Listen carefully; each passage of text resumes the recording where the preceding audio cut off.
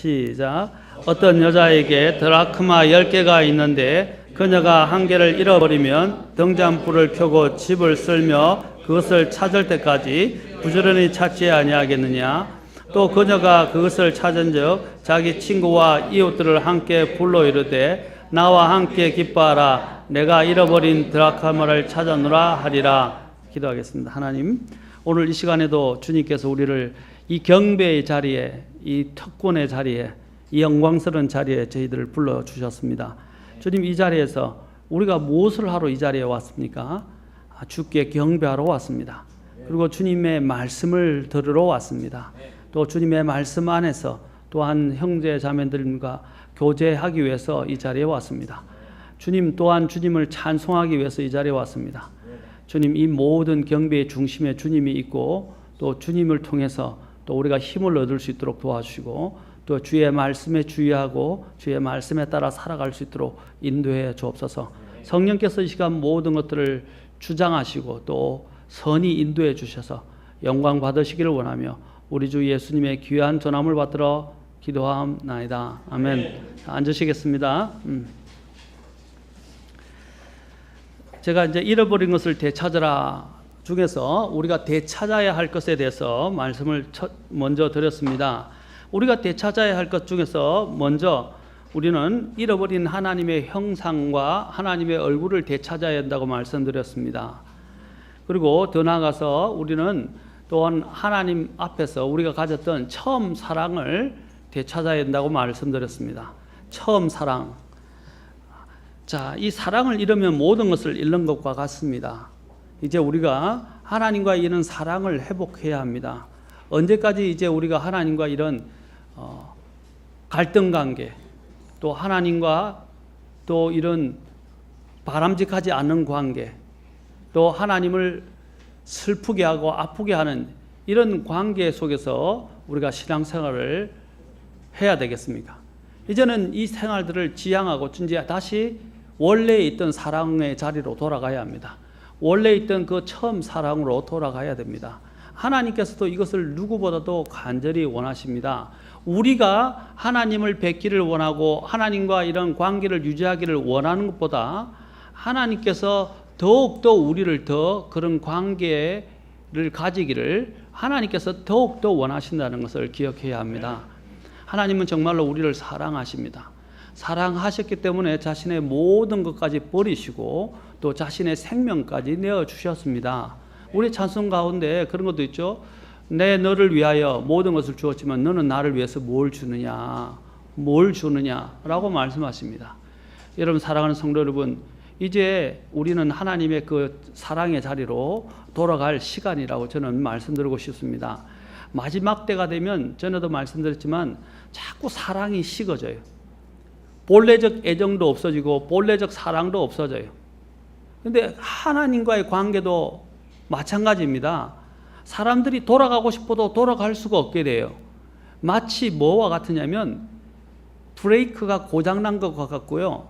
뭔가 결함이 생겨서 하고 싶어도 하지 못하게 되는 것입니다. 왜냐하면 마지막 날들에 하나님의 역사도 있지만은요, 마귀의 역사가 더 강렬해지기 때문에 또 사악함이 관영되어 있기 때문에 더 관영되기 때문에 점점점 그 분위기가 점점 형성되면서 더 강하게 형성되면서 우리에게 영향을 주고 우리를 지배하기 때문에 우리가 그것을 이기고 원래 자리로 돌아가는 것은 쉽지 않습니다. 이 습관이라는 것이 그래요. 습관이 뭡니까? 사람들 속에 이 습관이 처음에 시작될 때는 그 습관이 그렇게 무서운 것이 아닌데 이것이 점점점 오래 고질적으로 형성이 되고 난 다음에 어떻게 해요? 원래 있던 좋은 습관으로 좋은 모습으로 돌아가기는 쉽지 않다는 것입니다. 그래서 악한 습관이 자리 잡지 못하도록 해야 된다는 거죠. 그런데 이것이 한번 자리를 잡으면 우리가 그래요. 머리로는 아는데 안 돼요. 내 스스로 안 되는 사람들도 있어요. 누군가에 의해서 도움을 받아서 그 자리로 돌아가야 되는 사람도 있습니다. 누군가의 도움을 받지 않으면 내 힘으로는 안 되는 경우가 있어요. 마지막 날에도 마찬가지입니다. 우리가 지금 돌이키지 않으면요, 내가 생각한 것보다 더 상황이 악화됩니다. 악화돼서 더 하나님께로 돌아갈 수가 없게 돼요. 지금 하나님이 돌이키라고 촉구하고 기회를 주시고 그 음성이 들려질 때가 좋은 거예요. 그때가 기회예요. 이 기회도요, 어느 정도 아까도 지나고 나면 더 이상 할 수 있는 여력과 힘도 없어지게 됩니다. 마지막 날에는요, 마지막 때가 되면요, 점점 사람들이 영적인 힘을 잃어가게 됩니다. 어떤 사람들은 마지막 때가 되면 부흥의 시기가 올 것이라고 이렇게 이야기하는 사람도 있어요. 그러나 저는 그렇게 생각하지 않습니다. 부정적입니다. 갑자기 사람이 좋아지고 갑자기 사람이 변화되는 게 아니에요. 기회가 있을 때 그것을 붙잡고 그 안에서 자신을 돌이키는 사람이 필요해요. 하나님이 우리에게 은혜를 주시지만 우리는 은혜만 갖고 사는 게 아니에요. 그 은혜에 힘입어서 우리는 결단해야 합니다. 결단해야 돼요. 돌아서야 돼요. 근데 많은 사람들이 결단을 하지 않습니다. 하나님이 수많은 기회를 주셨는데도. 그래서 주님이 이스라엘 백성들에 대해서 뭐라고 그랬습니까? 예루살렘아, 예루살렘아. 주님께서 그들을 품고 그들을 돌아오게 하시려고 얼마나 많이 마치 암탉이 자기 새끼들을, 병아리 새끼들을 품으려 하는 것처럼 주님께서 그들을 모으고 그들을 품으려 얼마나 많이 품으려 했습니까? 그러나 이스라엘 백성들이 뭐라고 그랬어요? 그들이 주님께서 뭐라고 말씀하셨습니까?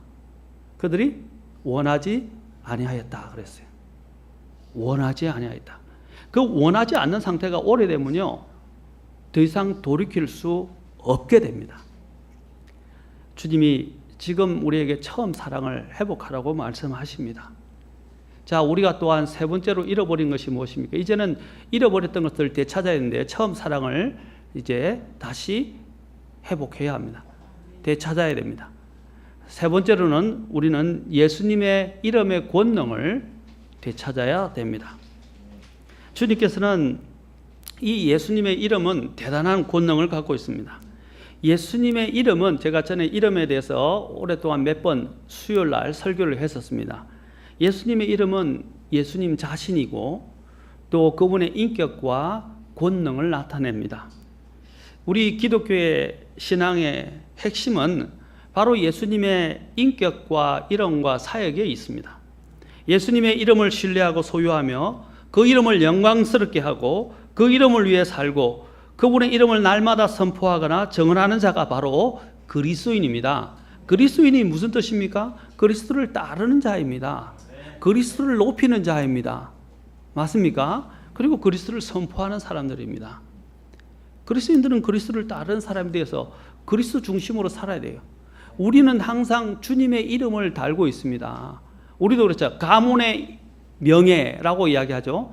또 가문의 이름이라고 말합니다. 그 가문의 이름이 얼마나, 저희들도 어릴 때부터 이시가문, 뭐 뼈대 이야기했는데 뭐 아무것도 남은 것도 없지만은 항상 가문과 이름을 이야기했어요. 우리가 또 어릴 때 제가 아이들하고 싸울 때 제일 저를 화나게 하는 것이 어머니의 이름을 욕하고 어머니 이름을 들고 또 아버지 이름을 들고 아버지 엄마와 이름을 욕되게 할 때 그때 가장 화가 나더라고요. 제가 질 것 같아도 도저히 감당을 못 하겠더라고요. 그때는 가서 어쨌든 부딪혀서 싸우고, 그렇죠? 그 모독받은 것을 어떻게 해서는 해결받고자 했었던 그때 시절이 있었습니다. 그렇죠? 그때는 오늘날처럼 뭐 폭력에 대한 문제나 이런 부분이 없었고 싸우는 일이 뭐 아이들 가운데 싸우는 일들이 대수였기 때문에 큰 문제는, 법적인 문제는 되지 않았지만 어쨌든 이 이름의 문제가 대단히 중요했습니다. 우리 그리스도인들에게 제일 중요한 문제가 뭡니까? 바로 하나님의 이름의 문제입니다. 우리는 그리스도인입니다. 그리스도를 나타내고 그리스도의 이름을 달고 사는 사람들입니다. 우리의 구원이 어디에 들어 있습니까? 예수님의 이름에 담겨 있습니다. 하나님의 권능과 하나님의 왕국이 다 예수님의 이름에 달려 있다는 것입니다. 모든 만물이 바로 예수님을 통해서 만들어졌고 지탱되고 회복됩니다. 만물의 구속 또한 다 예수님을 통해서 이루어지는 것입니다. 그분께서 만물의 구속을 하시려고, 만물 구속하시려고 자기 자신을 내어주시고 그 사역을 성취하시기 위해서 이 땅에 오셨던 것입니다. 구원도 예수님의 이름에 담겨 있습니다. 예수님께서 말씀하셨어요. 내가 곧 길이요 진리요 생명이니 나를 통하지 않고는 아무도 아버지께로 오지 못하느니라. 나를 통하지 않고서는 이라고 그랬어요. 그리고 또한 하늘 아래서 구원을 받을 만한 다른 이름을 주신 적이 없다고 말씀하셨어요. 그 이름이 누구입니까? 예수 그리스도께서 바로 우리를 구원할 수 있는 유일한 이름입니다. 바로 그분을 받아들인 자, 곧 그분의 이름을 믿는 자들에게는 다 하나님의 아들들이 되는 권능을 주셨다라고 하셨습니다.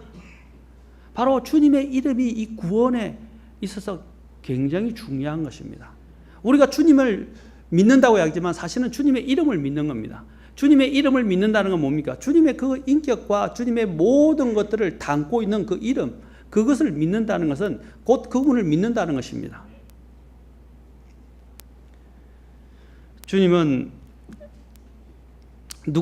사도 바울은 누구든지 주의 이름을 부르는 자는 구원을 받으리라 라고 말했습니다.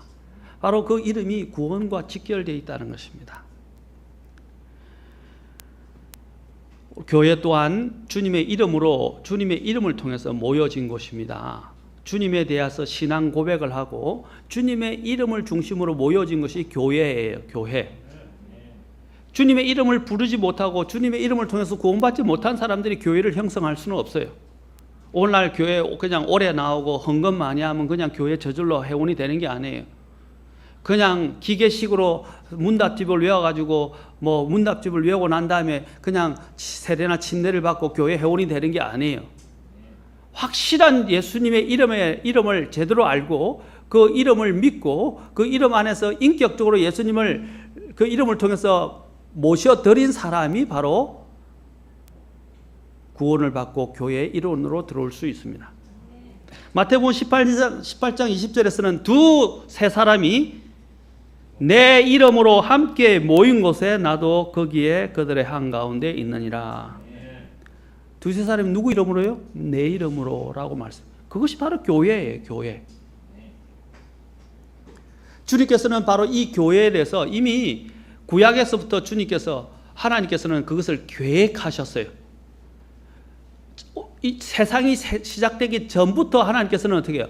교회를 통해서 만물을 다 이끄시려고 계획을 하셨어요. 그게 에베소서에서 이야기하는 것입니다. 에베소서에서 교회를 통해서 하나님은 일하시는 거예요. 나중에는 그 교회가 주님 앞에 하나님 앞에 섰을 때 주름이나 흠이나 점이 없는 그런 정결한 모습으로 주님 앞에 서기를 하나님은 간절히 원하고 있습니다. 교회가 하나님의 영광과 하나님의 이름을 나타내지 않으면 누가 할 수 있겠습니까?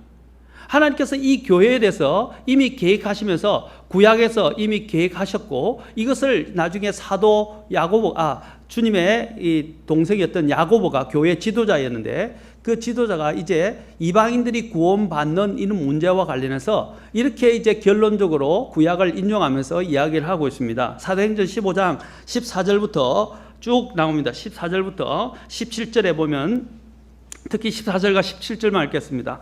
하나님께서 처음으로 이방인들 가운데서 자신의 이름을 위하여 한 백성을 취해내시려고 그들을 찾아가신 것을 시므온이 밝히 말하였는데 17절에는 이것은 사람들 중에서 남은 자들과 내 이름으로 불리는 모든 이방인들이 주를 찾게 하려 함이라. 주님의 이름으로 모인 그 사람들이 누구입니까? 교회입니다. 이는 구약에서는 숨겨져 있었어요. 신비로 감춰져 있었어요. 그러나 이것이 이제 신약을 통해서 본격적으로 계시된 것이 드러나기 시작하고 분명히 밝혀 드러나기 시작했습니다. 바로 이 주님의 이름으로 모인 곳이 바로 교회입니다. 우리는 그래서 이 교회는 소중한 것입니다. 우리가 주님의 이 이름의 권능을 회복하지 않으면요, 주님 안에서 무능력하고 정말로 활기 없고 또 세상에 패배하는 그리스도인의 삶을 살게 됩니다. 주님의 이 이름은 구원뿐 아니라 또 우리가 교회를 형성하는 데도 중요한 역할을 하지만 그 이름이 왜 중요합니까? 그 이름 안에 바로 권능이 있기 때문입니다. 권능이 있기 때문이에요. 주님의 이름은 구원할 수 있는 권능이 있어요. 주님의 이름은 그 구원받은 사람들을 모이게 할 수 있는 권능이 있어요. 주님의 그 이름은 또한 그것을 통해서 누구도 그 이름을 힘입어서 자신의 생명을 내어드릴 수 있는 또한 힘이 있어요. 이 주님의 이름은 또한 다른 사람의 죄를 용서할 수 있는 힘이 있어요. 주님의 이름은 또한 마귀를 쫓아낼 수 있는 힘이 있어요. 주님의 이름은 또한 그것을 힘입어서 우리는 주님께 하늘로부터 기도 응답을 받을 수 있는 힘이 있어요. 주님의 이름이 얼마나 대단합니까? 그런데 많은 사람들이 주님의 이름과는 동떨어진 삶을 살고 있어요. 주님의 이름의 그 권능이 그들 안에 나타나지 못하고 있어요. 그들의 삶 자체가 주님을 나타내지도 못하고 주님의 이름을 영화롭게 하지도 못하는 삶을 사는 그리스도인들이 많아요. 밖에 나가서 내가 삶을 사는데 가정에서나 밖에서나 교회 밖에서나 사람들이 내가 그리스도인이라고 생각합니까? 아니면 세상 사람들과 다를 바 없다고 생각합니까? 왜 나는 다른 사람들에게 이런 무능력, 아무런 영향력을 주지 못하는 삶을 살고 있는가요? 다른 사람들이 나를 밖에서 볼 때 어떻게 생각하십니까? 과연 예수님을 믿는 구별된 사람으로 생각합니까? 아니면 구별되지 못한 사람으로 생각하는 겁니까? 그들이 나를 그리스도인이라고 인식조차도 하는가요? 아니면 하고 있지 못하는가요? 예수님을 믿는다고 입으로 떠드는 것이 중요하지 않아요. 많은 사람이 예수님을 믿는다고 이야기합니다. 그러나 그들의 삶은 세상 사람과 다를 바가 없어요. 구별되지 않았어요. 이전에 제가 직장 생활을 할 때도 한 여사원이 있었는데 제 후배였어요. 보니까 나중에 제가 옛날 CCC에서 활동을 했었는데 기독교 동아리입니다.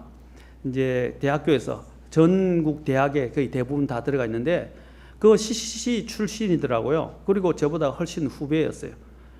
그런데 교회 다닌다고 떠드는데 가장 정확한 음담 패스는 혼자 다 하고 있어요. 심지어는 회식 자리에 가서 기획실장이 그 후배 여사원에게 술을 먹고 난 다음에 야 재밌는 이야기 없어? 야 나 음담 패스를 한번 해봐. 음담 패스를 이야기하면 그 여사원이 지목이 되고 그 여사원이 거침없이 음담 패스를 해서 사람들을 웃기는 거예요. 제가 얼마나 곤욕스러운지 몰라요. 그래서 한 번은 제가 불렀어요. 제 CCC 후배이기도 해서 제가 불러서 그렇게 살면 안 된다 그랬어요. 주님의 이름을 모독하지 말라고 그랬어요. 어떻게 그리스도인이 그런 정말 저열하고 더러운 그런 내용들이 입에서 나올 수가 있냐. 그럼 꼭 그리스도인이라고 이야기하는 거예요. 그럼 사람들이 뭐라고 생각하겠습니까? 그 사람을 통해서 예수님을 우리가 알고 그 예수님을 믿을 수 있겠습니까? 그리스도인은 아까도 말했죠. 그리스도를 따르는 사람들입니다. 구별되어진 삶을 살아야 돼요. 말에 있어서도 그렇고 행동에 있어서도 옷차림에 있어서도 구별되어진 삶을 살아야 돼요. 유행이 뭡니까? 유행. 세상의 바람 아닙니까? 세상이 가는 외형의 모습을 쫓아가는 게 유행 아닙니까? 세상은 유행을 따라 쫓아갑니다. 자꾸 변합니다. 그러나 하나님의 진리는, 하나님의 생명은 변하지 않습니다. 우리는 하나님의 생명과 진리를 가지고 있는 사람들이에요. 우리는 유행을 쫓아가서는 안 돼요. 세상 사람들이 있는 모습, 세상 사람들이 말하는 말, 세상 사람들이 말하는 기준, 세상 사람들이 말하는 이런 습성들, 세상 사람들이 이야기하는 그런 도덕적인 이런 기준들을 우리는 쫓아가서는 안 돼요. 우리는 성경을 따라가야 되는 사람들입니다. 옷차림도 마찬가지예요. 유행이 얼마나 자주 변합니까? 옛날에 한때 지금 보면 참 웃기는 이야기지만 나팔 바지가 유행하던 때가 있었어요. 노래도 나왔어요. 그 나팔 바지와 관련된. 그때는 그것이 대단하다. 사람들이 다들 나팔 바지를 입고 다녔어요. 그런 이제 지나고 난 다음에는 이제 그 나팔 바지를 안 입다가 이제는 어떻게 쫄 바지를 입기 시작하고, 나중에는 반바지를 입기 시작하고, 미니스커트를 입기 시작하고. 제가 누구라고 말씀드리면 우리나라에 미니스커트를 들여온 사람이 누구예요? 윤무스이라고 하는 사람인데, 예수님을 믿는다고 한 사람이었어요. 그 사람이 한국에 미니스커트를 들고 온 사람이에요. 부끄러운 이야기예요. 부끄러운 이야기. 그게 한국 최초라고, 그게 대단한 일이에요? 역사적으로 남는 일이에요? 수치스러운 일이에요. 하나님도 모르고 하나님의 말씀도 모르는 사람들이 그리스도의 이름을 가지고 먹칠을 하고 있어요. 그리스도인들은 달라야 됩니다. 옷차림도 달라야 돼요. 다른 사람들을 자극하고 노출하고 다른 사람들에게 보여주기 위한 옷을 입는 사람들이 아니에요. 그러면 주님의 이름의 권능을 상실하는 거예요. 세상 사람들이 입는 모습으로 입고 다니면 안 돼요. 세상 사람들처럼 자극적이고 다른 사람들에게 선정적으로 보이고 다른 사람들에게 나타내는 그런 옷을 입고 다니면 안 돼요. 오늘 교회들이 이런 걸 가르치질 않아요. 뭐가 예수님을 잘 믿는 것입니까? 사람들이 예수님을 잘 믿는다고 이야기를 해요. 뭐가 예수님을 잘 믿는 거예요? 어떻게 해야 잘 믿는 거예요? 그냥 교회 가서 봉사 잘하고 그냥 섬기는 일 잘하고 찬양대 서고 교사하고, 그게 믿음 좋은 게 아니에요. 그렇게 하는 이상으로 바깥에서 평소의 삶 속에서 하나님을 드러내는 삶을 살아야 됩니다. 그리스도인은 다른 사람이에요. 영이 다르고 생명이 다르고 그들 안에 있는 품성이, 성품이 다른 사람들입니다. 그들은 그리스도 안에서 새로 창조된 사람들이며 새롭게 빚어진 피조물들입니다. 우리는 항상 주님의 이름을 달고 다닌다는 것을 그 기억을 잊어버려서는 안 됩니다. 명심해야 합니다. 또한 주님의 이름은 주님 앞에서 헌신하게 만드는 것입니다. 헌신합니다. 주님께서 내 이름으로 인해 집이나 형제나 자매나 아버지나 어머니나 아내나 자녀나 토지를 버린 모든 자는 100배를 받고 또 영존하는 생명을 상속받으리라. 누구를 위해서 모든 걸 버렸다고 되어 있습니까? 주님의 이름을 위해서. 왜? 주님의 이름은 그만한 가치가 있기 때문입니다. 그리고 능력이 있기 때문입니다. 아까도 그랬죠. 사람을 구원할 수 있고 다른 사람에게 영원한 생명을 줄 수 있을 만큼 능력을 갖고 있어요. 그리고 그 주님의 이름을 갖고 살면 사람을 변화시킵니다. 사람을 변화시켜요. 저도요, 이 세상을 살면서 저 하고 싶은 대로 다 할 수 있어요. 근데 제가 왜 못하는 겁니까? 주님의 이름이 모독당하지 않게 하려고 항상 조심해요. 특히 목회자가 되고 난 다음부터는 제한되는 게 너무 많아요. 좀 평신도와 목회자를 크게 구분해서 말씀드리는 게 아닌데 더 본이 돼야 되고 더 많은 간정을 갖고 있어야 되니까 이렇게 할 권리가 있는데도 불구하고 못해요. 예를 들어서 한번 제가 제 우스갯소리를 한번 말씀드리겠습니다. 운전을 하는데 운전하면 다 성질이 많이 안 좋아지죠. 우리나라 특히 운전하게 되면. 근데 보통 평상시에 우리게 그냥 일반 성도님들이 운전을 하다가 좀 안 좋은 일이 생겼어. 누가 끼어들거나 또 정말로 화가 나는 일들을 당했을 때 이렇게 확 화를 내면서 막 입에서 심한 용어는 아니지만 탁 튀어나올 수가 있죠. 그런데 목사님이 만약에 그렇게 하다가 사람들에서 말을 그렇게 했다면 어떻게 되겠어요? 어떻게 목사님이 이렇게 이야기가 나온다는 말이에요. 이제 제가 말하는 요즘 그래요.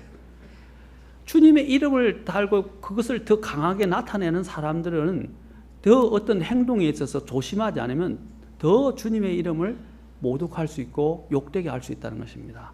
그래서 더 조심해야 되는 거예요. 그래서 이제 비단 목회자뿐 아니라 우리 그리스도인 모두 다 마찬가지입니다. 다른 삶을 살아야 돼요. 우리는 주님의 이름을 위해서 과감하게 모든 것을 내려놓을 수 있는 마음의 준비가 되어야 됩니다. 그리고 또한 마지막 때에 우리가 있게 될 일들이 뭡니까? 예수님의 이름 때문에 핍박과 반대가 일어나게 될 것입니다. 지금 모슬렘이나 지금 공산주의가 많이 없어지고 북한만 남았지만 중국하고 그렇죠? 이제 쿠바도 바뀌었어요. 이제 모슬렘 쪽에서는 주님의 이름을 부를 수가 없어요. 주님의 이름을 부르고 믿는다는 것은 목숨을 내어놓아야 되는 문제입니다. 그런데 이 일들이 지금 미국에서 시행되고 있어요. 미국에서 이제 학교에서 십계명 떼졌죠. 공중적으로 기도도 못하게 돼 있죠. 학교에서 이제 심지어는 아이들이 와서 성경도 못 읽어요. 성경 읽었다고요. 제재를 당했어요. 지금 미국이 이상하게 지고 있어요. 하나님을 믿는다고 시작되어진 그 미국이 이제는 전제주의로 바뀌어지고 경찰 국가로 바뀌어지고 이제는 하나님을 모르는 국가로 바뀌어지고 점점점 사탄의 수하에 들어가기 시작하면서 나라가 사악해졌어요. 오바마는 사탄의 자식이에요. 이렇게 하면 사람들이 이상하게 생기면 사탄의 자식이에요. 모슬렘을 들여오면서 학교 안에 그리고 모든 공공기관 안에서 하나님의 이름과 하나님과 관련된 건 다 제거해버렸어요. 지금 심각합니다. 또 동성애와 관련해서 동성애자들에게 빵을 팔지 않는다고 어떻게 해요? 고소를 당해서 법정에 서게 되었습니다. 이제 점점 더 어떤 일이 생기고 있습니까? 이제 복음도 전할 수 없게 돼요. 심지어는 교회에서 이제 동성애에 대해서 설교도 할 수 없게 됩니다. 동성애에 대해서 혐오라는 혐오주의라고 해서 이제 혐오스러운 이런 발언, 죄에 대해서도 발언을 할 수 없게 됩니다. 미국이 깨어 기도하고 그리스도인답게 살지 못하고 그리스도인이 아닌 이런 형태로 흘러가면서 이제 타락하기 시작한 거예요. 아직도 남아있는 그런 건재한 분들도 계시지만 미국 전체가 지금은 이제는 가톨릭 국가가 되었고 하나님을 모르는 대적하는 국가로 변했어요. 국가의 주요 요직에, 경제의 주요 요직에 동성애자들과 하나님을 배척하는 사람들이 다 자리에 서고 하나님을 믿는 사람들은 그 자리에 있게 없어요. 다 내쳐짐을 당하거나 이제는 그 자리에 도저히 있을 수 없는 상황까지 왔어요. 지금 미국에서 단두대가 3만 개 준비된 거 알고 계십니까? FEMA라고 FEMA라고 합니다. FEMA라고 우리는 발음할 수 있지만 FEMA라고 하는데 그게 뭐냐면 원래 우리나라 재난 대책 하기 위해서 만들어진 그런 수용소예요. 그런데 그 수용소에 단두대를 그리고 수십만 개의 관을 준비해 놨어요. 지금 뭘 하는 겁니까? 성경이 말한 대로요. 앞으로 예수님의 이름을 믿고 정부의 정책에 반하는 사람들을 어떻게 합니까? 다 잡아서 수용하고 더 말 안 되면 바로 단두대 처형해 버립니다. 지금 오바마 대통령이 어떤 법을 통과한지 아십니까? 그게 서명했어요, 실제로. 구속영장이나 구속영장도 없이 잠재적으로 자신들에게 범죄자라고 느껴지거나 잘못된 사람들이 있으면 구속영장 없이 언제든지 체포하고 감금할 수 있고 그들을 투옥시킬 수 있어요. 지금 그 법 통과되었어요. 무슨 일이 일어나고 있습니다. 앞으로 성경에서 뭐라고 말씀하셨습니까? 이렇게 누가복음 21장 12절에서 말씀하십니다. 그러나 이 모든 일들이 있기 전에 그들이 내 이름으로 인하여 너희에게 손을 대어 너희를 핍박하고 회당과 감옥에 넘겨주며 왕들과 치리자들 앞에 끌어가려니와. 누구 이름 때문에요? 예수님의 이름 때문에. 지금은 우리가 편안하게 예수님의 이름을 믿는 게 큰 문제가 안 되지만 우리나라도 마찬가지. 앞으로 이제 예수님의 이름을 믿는 것들이 점점점 어려워질 겁니다. 이런 것이 눈에 보이게 나타난 게 아까 소수 인권 이야기하면서 이제 동성애법, 그렇죠? 거기서 통과되기 시작하면 어떻게 되겠어요? 인권 조례라고 이야기하죠. 인권 조례가 통과되면 어떻게 되겠어요? 어려워져요, 이제 우리. 심지어는 이제 자녀 교육에 대한 문제까지도 국가가 간섭을 하잖아요. 우리가 주님의 이름으로 하던 정당하게 할 수 있던 것들이 이제는 다 법의 이름으로 모든 것이 제지당하고 예수님의 이름으로 할 수 있었던 모든 것들이 이제 권리들이 박탈당하기 시작합니다. 무서운 세상에 살고 있어요. 이 말은 주님 오실 때가 다 됐다는 것입니다. 누가복음 21장 17절에서도 주님이 말씀하신 너희가 내 이름으로 인하여 모든 사람에게 미움을 받을 터이나. 지금 미국 옛날 같지 않아요. 아까도 얘기했죠. 아메리칸 드림을 꿈꾸는 분들 이제 옛날 같지 않아요. 그이는 점점 더 예수님의 이름을 신하고 선포하기가 더 어려워집니다. 마지막 때에는 더욱더 이것들이 더 강화되고 주님의 이름 때문에 해서 핍박과 반대가 더 심해지게 될 뿐 아니라 이제는 더 나아가서 이제는 아예 그것이 금지되고 이제는 예수님의 이름을 시인하고 이름에 따라 살려고 하는 것 자체가 이제는 법으로 금지되고 나중에는 죽음을 불사해야 되는 그런 어려운 시대에 임하게 된다는 것입니다. 그러므로 우리가 지금은 깨어야 돼요. 정말 깨어야 됩니다. 지금 때가 기회예요. 마지막 기회예요. 지금 돌이켜야 됩니다. 지금 그분의 이름을 위해 살아야 돼요. 나중에 주님의 이름을 위해 살겠다? 그거는 소용없어요. 나중에는 안 돼요. 저는 세계 정세 뉴스를 계속 봅니다.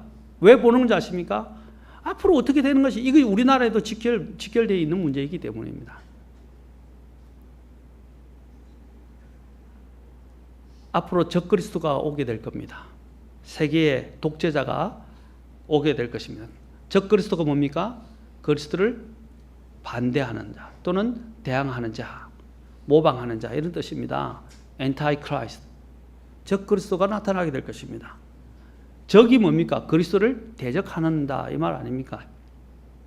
마태복음 24장 5절에서 예수님께서 말씀하신 많은 사람이 내 이름으로 와서 내가 그리스도라 하며 많은 사람을 속이라.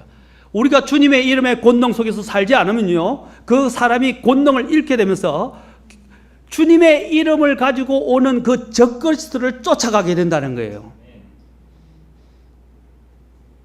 중요한 문제입니다. 여러분 지금 우리의 삶 속에 정말 주님의 이름에 걸맞게 살아가고 있고 그 이름을 지니고 살아가고 있냐는 거죠. 그 이름의 권능을 가지고 살아가고 있습니까? 만약에 그 이름의 권능을 갖고 살아가자면 나중에 적그리스도에게 넘어가요. 뭐라 그랬어요? 그들이 어떤 이름으로 했어요? 주님의 이름으로 온다고요. 이게 이름을 부르는 게 중요한 게 아니에요. 그 이름을 지금 말하는 것은 이름의 권능과 그 이름에 합당하게 살아가는 것을 말하는 겁니다. 누가복음 21장 8절에서도 예수님께서 말씀하셨어요. 너희가 속지 않도록 주의하라. 많은 사람이 내 이름으로 와서 내가 그리스도라 하며 때가 가까이 왔다 하리라. 그러므로 너희는 그들을 따라가지 말라. 그들이 누구 이름으로 한다고요? 예수님이에요.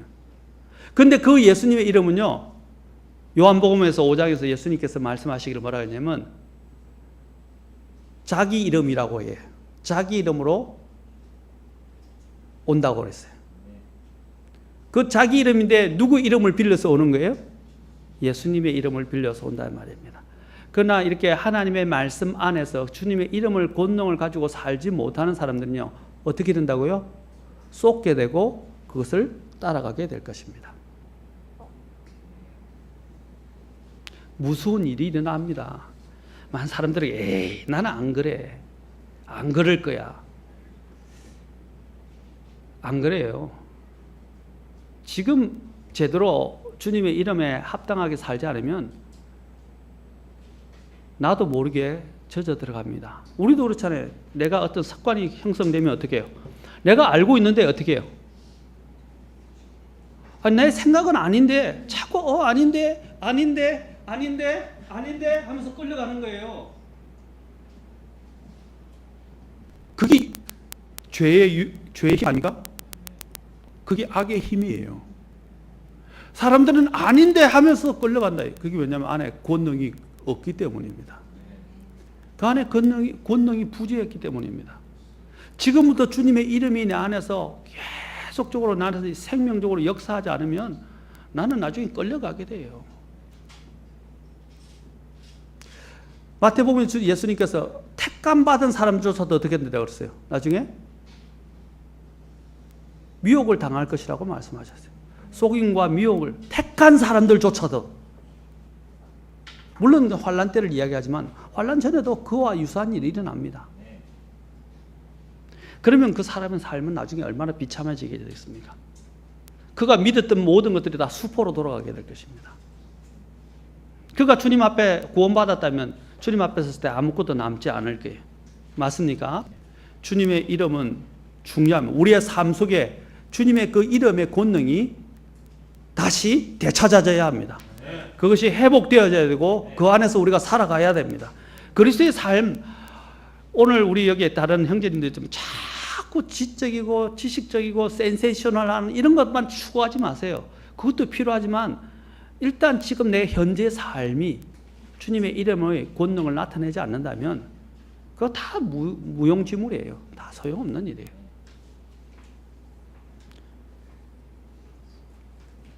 주님의 또한 이 이름의 권능은 우리가 기도 응답을 받는 데 있어서도 중요한 문제입니다. 여러분들이 그냥 주님의 이름으로 형식적으로 기도하고 여전히 죄 가운데 살면서 예수님의 이름으로 기도하는 것과 정말 주님의 이름답게 살면서 그 이름의 권능을 알고 그 이름에 합당하게 살면서 그 이름 안에서 주님 앞에 구할 때하고 응답이 다르겠어요? 안 다르겠어요? 주님은 죄 가운데 사는 사람들의 기도를 듣지 않습니다. 끝에 예수님의 이름으로 기도합니다. 하면 무슨 소용이 있냐고요. 오늘날 교회에서 잘못된 기도를 가르치는 중에 주기도문 암송 아닙니까? 그냥 무조건 끝날 때 주기도문 암송합니다. 이름도 그 의미도 모르고요. 그 안에 있는 내용도 모르고요. 그 안에 아무런 의미도 담지 않은 데서 뭐 그냥 주문해 오듯이 하늘에 계신 우리 아버지의 이름이 그렇게 하게. 그러니까 예배를 마치고 그게 무슨 의미가 있어요? 주님이 그렇게 하라고 기도를 가르쳐 주셨나요? 아니죠. 이런 패턴에 따라서 기도하라고 말씀하신 거예요. 주기도문을 안 외우면 이단이고 주기도문을 외우면 이단이고 안 외우면 이단이고 주기도문을 외우면 이단이 아니라는 그런 잘못된 이단 논리를 가지고 접근하는 사람들이 많이 있어요. 사도신경하고 주기도문이 대표적인 예예요. 사도신경은 사도들이 만든 것도 아니에요. 가톨릭이 만든 거지. 사도신경은 비성경적이에요. 여러분, 기도 응답을 받는 것은 대단한 겁니다. 누가 하늘의 문을 열고 하나님의 왕자를 움직이고 이 세상이 할 수 없는 이런 능력을 끌어올 수 있습니까? 그게 기도만 할 수 있어요. 근데 그 기도는 어떻게 응답되는 것입니까? 예수님의 이름을 통해서 오는 것입니다. 요한복음 14장 13절에서 너희가 내 이름으로 무엇을 구하든지 내가 그것을 행하리니, 너희가 내 이름으로 무엇을 구하든지 내가 그것을 행하리니. 또한 14장 14절에서도 너희가 내 이름으로 무엇이든지 구하면 내가 그것을 행하리라. 내 이름으로. 주님이 계속해서 말씀하십니다. 요한복음 15장에서도 15장 16절에서도 말씀하십니다. 내가 너희를 택하여 세웠다고 말씀하시고 또 너희가 내 이름으로 아버지께 무엇을 구하든지, 내 이름으로 아버지께 무엇을 구하든지 그분께서 그것을 너에게 주게 하려 함이라. 주님의 이름으로. 아까 그랬죠. 주님의 이름은 이런 권능을 갖고 있어요. 기도 응답.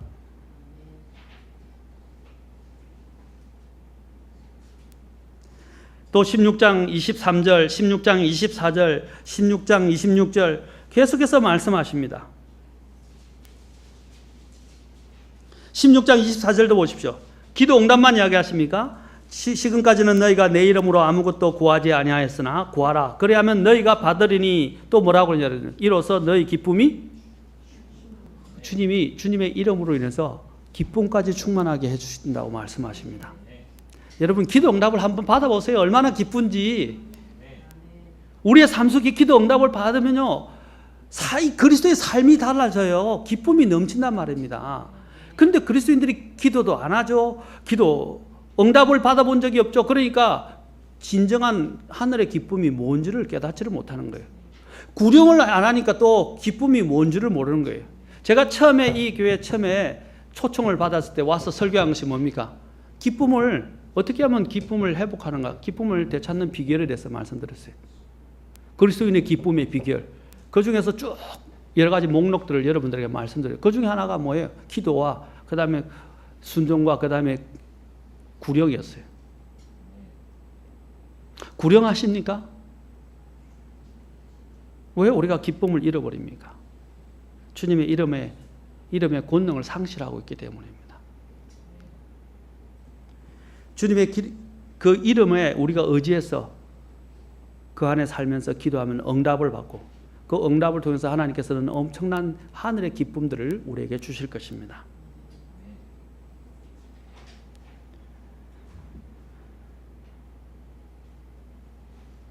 앞으로는 기도가 필요 없는 때가 옵니다.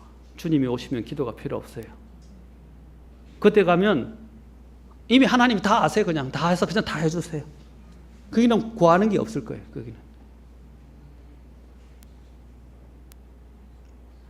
그리고 또한 이 이름이 얼마나 중요하냐면 하나님께서 아버지께서 예수님의 이름으로 성령님을 우리에게 보내주셨습니다.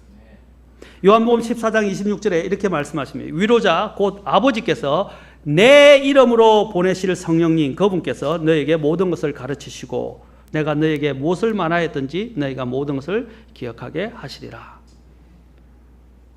성령님이 누구의 이름으로 보내졌다고요? 예수님의 이름으로 보내주셨어요. 그리고 성령님이 하는 주된 사역이 뭔지 아세요? 바로 예수님을 기억나게 하고 가르치신 것을 예수님을 높여드리는 일입니다. 성령님도 예수님의 이름으로 보내심을 받았어요. 사랑하는 성도 여러분, 또한 우리가 이 세상에서 복음을 전할 때도 누구의 이름을 전하는 겁니까? 예수님의 이름을 전하는 것입니다. 사도행전 9장 15절에서 예수님께서 사도 바울을 택하셔서 이렇게 말해요. 내 길로 가라. 그는 이방인들과 왕들과 이스라엘 자손 앞에서 내 이름을 전하기 위해 내가 택한 것이라. 그랬어요. 내 이름을 위해. 우리가 전하는 게 뭐예요? 예수님을 전하는 거 아닙니까? 그 예수님 중에 바로 예수님의 이름. 그걸 알리는 거예요. 예수님의 이름. 그게 복음전도예요. 왜냐하면 구원이 그 안에 있기 때문에. 예수가 뭐예요? 예수라는 이름의 의미가 뭐죠? 여호와는 구원이다. 그렇죠? 여호와께서 구원하신다는 뜻이에요. 이 이름 안에 삼위일체의 모든 것이 다 담겨져 있어요. 이 이름은요, 우리가 정말 벌벌 떨어야 되고, 이 이름은 정말 경외받아야 되고, 이 이름은 존경받아야 되고, 이 이름은 사랑받아야 할 아주 놀라운 위대한 이름이에요. 많은 사람들이 그냥 예수 하는데, 예수 이름을 부르는 게 중요한 게 아니에요. 그 예수의 이름을 제대로 알고, 그걸 힘입어 사는 것이 더 중요한 거예요. 누구든지 주의 이름을 부른 자는 구원을 받으리라고 했습니다. 이것은 구원의 이름이며 이것은 또한 사람들에게 생명을 주는 놀라운 이름입니다. 우리가 이 이름을 사람들에게 전해줘야 돼요. 말로 예수를 전하는 게 아니에요. 저는 예수라고 말하고 싶지 않아요. 예수님. 그래서 우리 성경에는 예수님이라고 된 거예요. 오늘날 하나님의 이름을 함부로 막 부른 사람들이 있어요. 야훼, 여호와, 예수. 심지어는 일상생활에서 오 하나님 맙소사 이런 말을 쓰지 마세요. 그게 영어로는 오 마이 갓 뭐 해서고 그렇죠? Jesus Christ. 제가 이제 그들이 하는 표현을 이야기한 것입니다. 미국 사람들은 그것을 하나님의 이름을 속되게 욕되게 사용하는 거예요. 우리는 하나님의 이름을 함부로 사용하면 안 됩니다. 제가 전에도 말씀드렸죠. 영어권에서도 정말 경건한 사람들은 만약에 우리가 오 맙소사 이런 표현을 할 때 하나님 이름을 넣지 않아요. 좀 제대로 아는 그리스도인들은 뭐라고 그러면 Oh my goodness, Oh my boy 또는 Oh my soul 이렇게 이야기합니다. 거기다가 하나님 이름을 넣지 않아요. 하나님 이름을 함부로 뭐라 그랬어요? 모독해서는 안 된다고 이미 십계명에서도 말씀하셨어요. 하나님 이름을 아무 때나 갖다 붙이지 마세요. 이중생활을 하는 사람들이 하나님 이름들을 또 갖다 붙입니다. 하나님의 이름은 함부로 그런데 갖다 붙일 때, 특히 여호와라는 이름은 킹제임 성경에서는 단 7번밖에 안 나와요. 복합어를 포함해서 7번만 딱 나와요. 왜 그런지 아십니까? 히브리인들도, 유대인들도 히브리어로 된 그 이름을 부를 수가 없어서 아도나이로 바꾼 거예요. 아도나이, 주, 우리가 하면 주님으로 바꾼 거예요. 하나님 이름을 함부로 부르면 안 되는 거예요.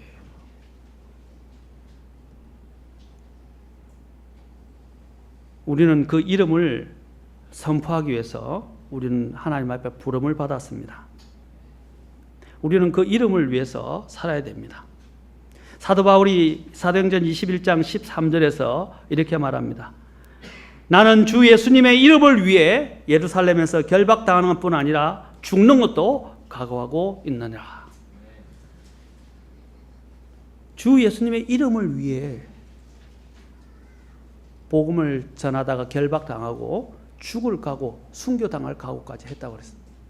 그만큼 예수님의 이름은 뭐라고요? 중요하고 권능을 갖고 있다는 겁니다. 다른 것과 바꿀 수 없어요. 우리가 그렇게 찬송도 이제 주 예수보다 더 귀한 것은 없네. 이 세상 처음에 뭐죠? 이 세상 부귀와 그 다음에 뭐죠? 이 세상 명예와 이 세상 행복과 바꿀 수 없다고 그랬어요. 우리가 찬송 많이 해요. 예수님과 바꿀 수 있는 게, 그 이름과 바꿀 수 있는 것은 없어요. 우리가 그분 때문에 살았어요. 그분 때문에 지금 이 은혜를 누리고 생명을 누리고 살고 있어요. 그런데 그 이름을 모독되게 하는 삶을 살면 우리를 부르심을 받은 또 은혜의 그 목적에 우리는 반하는 것입니다. 필라델피아 교회가 주님께 칭찬을 받았던 이유가 무엇입니까? 바로 주님의 이름을 부인하지 않았기 때문입니다. 주님은 말씀한 내가 적은 힘을 가지고도 내 말을 지키면 내 이름을 부인하지 아니하였도다. 그들은 어떤 상황에서도 주님의 이름을 부인하지 않았어요. 또한 예수님의 이름은 어떤 힘이 있습니까? 죄를 사하는 권능이 있어요. 구원뿐 아니라 모든 죄를 용서하는 권능이 있어요. 아멘? 이게 얼마나, 누가 죄를 용서할 수 있어요? 어느 누가 죄를 용서할 수 있어요? 하나님만이 할 수 있어요. 예수님이라는 것은 예수님이 단지 인간일 뿐 아니라 그분이 하나님이라는 걸 말해요. 하나님만 죄를 용서할 수 있기 때문에 우리의 죄를 용서하실 분은 예수님밖에 없어요. 예수님께서 그 죄 때문에 우리 죄를 용서하시고 십자가에서 피 흘려 죽으시고 3일 만에 부활하신 거예요. 그 예수님 위에는 죄 용서받을 수 있는 다른 방법이 없어요. 우리가 죄를 지었다면 이제 예수님 앞에 가야 됩니다. 예수님의 이름을 의지해야 합니다. 예수님의 이름을 믿어야 합니다. 아멘. 그리고 또한 예수님의 그 보혈을 의지해야 됩니다. 여러분이 지금 그리스도인의 죄를 지었다면 어디로 가야 되겠습니까? 예수님의 보혈을 의지하고 주님의 이름을 힘입어서 하나님 앞에 자백해야 합니다. 얼마나 감사합니까? 누가 죄를 용서받을 수 있습니까? 우리는 용서받을 만한 자격이 없는 사람들이에요. 그런데 하나님께서 예수님의 이름으로 우리의 죄를 용서하시겠다고 하셨어요. 얼마나 대단합니까? 용서받을 수 없는 사람들이 예수님의 이름 때문에 용서를 받았어요. 또 그것뿐입니까? 예수님의 이름 앞에 마귀들이 벌벌 떱니다.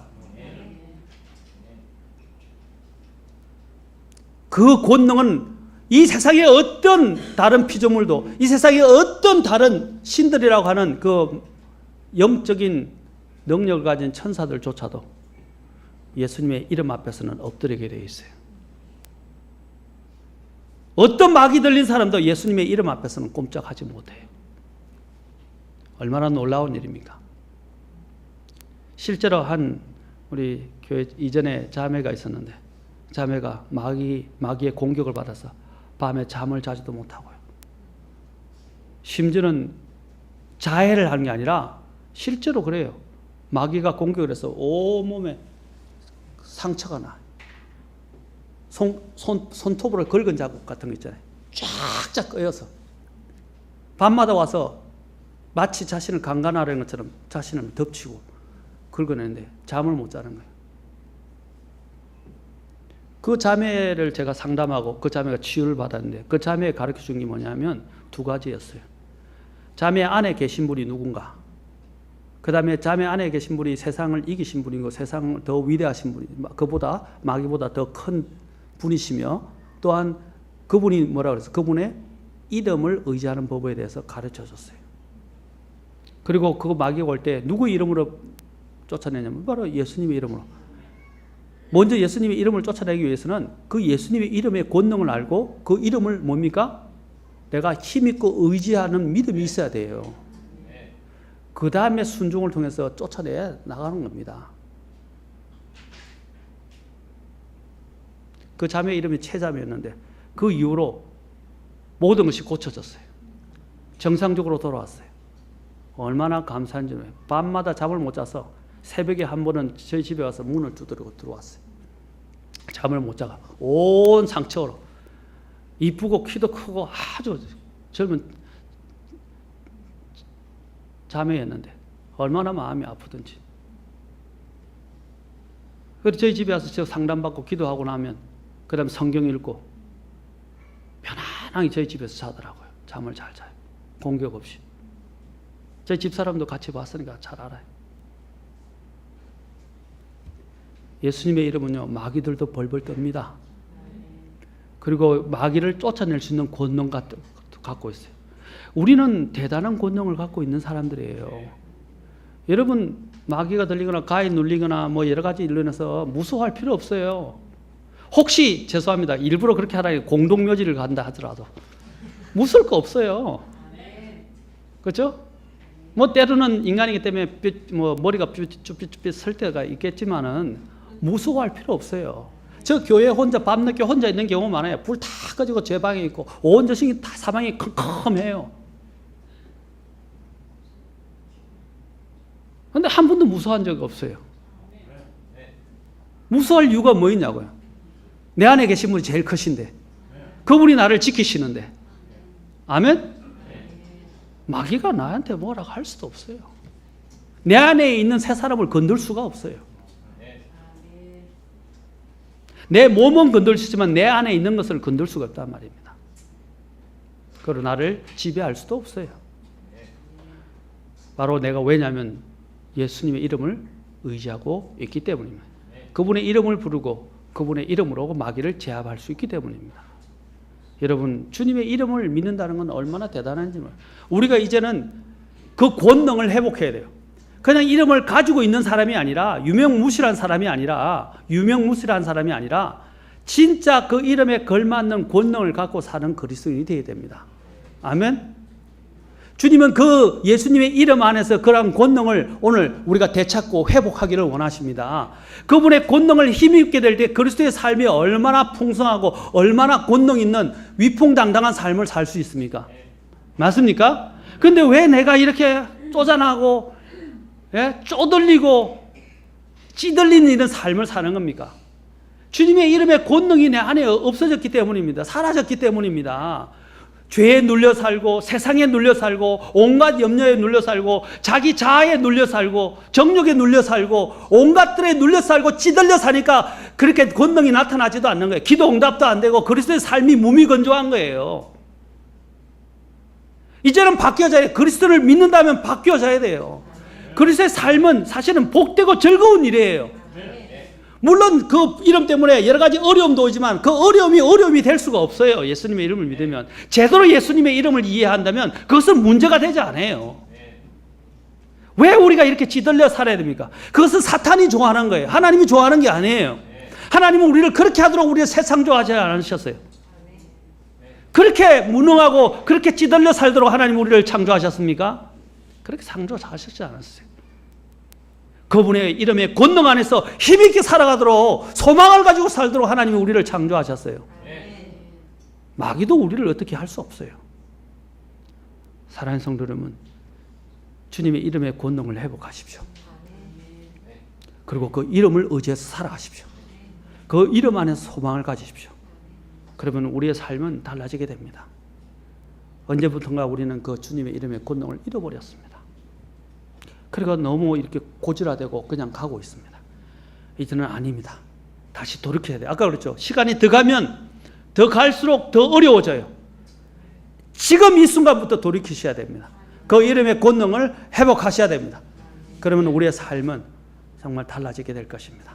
그리고 하나님부터 오는 하늘의 문을 여시고 하늘로부터는 수많은 하나님의 복과 권능을 여러분이 경험할 수 있게 될 것입니다. 오늘 그러한 그리스도의 삶을 사시는 저와 여러분이 될 수 있기를 주의 이름으로 축원합니다. 기도하시겠습니다.